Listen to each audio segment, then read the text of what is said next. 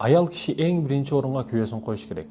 Кичине өмүр өтөт, балдарың дагы өзүнүн ордун таап кетет. Кыздарың дагы башка турмушка чыгып, турмуш башка болуп кетет. Бирок сен дагы эле ошо өмүрлүк жолдошуң күйөөңүз менен каласыз.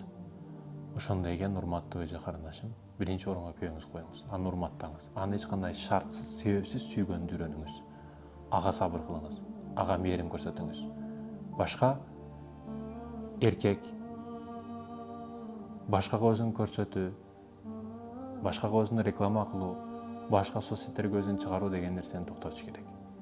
Сиз күйөөңүздүкүсүз, ага тиешелүүсүз.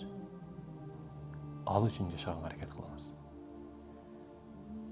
Эгерде сиз аракет кылсаңыз, күйөөңүз сиз үчүн көп нерсе кылып коет.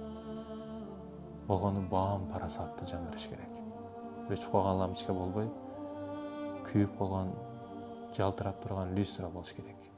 Интернетте, Инстаграмда да бирдеке демеңиз.